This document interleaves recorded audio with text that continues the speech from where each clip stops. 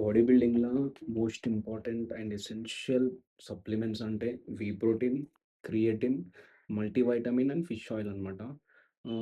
First thing creatine అంటే ఏం లేదసలు. మనకి ఎనర్జీ బూస్ట్ చేస్తది అండ్ మజిల్ రికవరీ చేస్తది. అండ్ నువ్వు వర్కౌట్ చేసేటప్పుడు గూడా ఎక్కువ రెప్స్ గూడా లేపుతావనమాట. అండ్ ఇంకొకటి ఫాస్ట్ రికవరీ అయితది అండ్ లీన్ మజిల్ మాస్ అనేదొస్తది.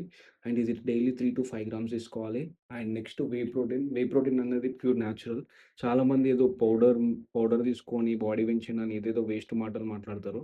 కానీ ప్రోటీన్ అనేది ప్యూర్ న్యాచురల్. ఇది ఇంకొకటేందంటే మనం మిల్క్, పన్నీర్ నుంచి సెపరేట్ చేసే వాటర్ ఉంటాయి కదా! దాంతోని ప్రిపేర్ చేస్తారనమాట. అదే ప్రోటీన్. సో, ఇది డైలీ 1 స్కూప్ తీసుకోవాలి. మనకు 30 గ్రామ్స్ ప్రోటీన్ అనేది రీచ్ అవుతాము. ఇంకొకటేంది అంటే, మనం తీసుకునే చికెన్, ఎగ్స్ దాని నుంచి మనం ప్రోటీన్ ఒస్తది యాక్చువల్‌గా. బట్ మనకి ఫాస్టర్ అబ్జార్ప్షన్ ఉంటది అండ్ డైజెషన్ గూడా ఫాస్ట్ అయితదనమాట. And next fish oil. Fish oil ఏంది అంటే, మనకి హార్ట్‌కి సంబంధించింది. ఇంకోటి హార్ట్‌కి అండ్ ఇంకొకటి ఇమ్యూనిటీ పవర్ అనేది అండ్ ఇంకొకటి జాయింట్ హెల్త్ కూడా బావుంటదనమాట. సో, సప్లిమెంట్స్ అనేవి పక్కా ఇంపార్టెంట్ అనమాట. And last multivitamin. మల్టీవైటమిన్ అంటే ఏం లేదు. ఇది ఏందంటే ఎనర్జీని బూస్ట్ చేస్తది. అండ్ ఇంకొకటి ఇమ్యూనిటీని అనేది పెంచుతదనమాట.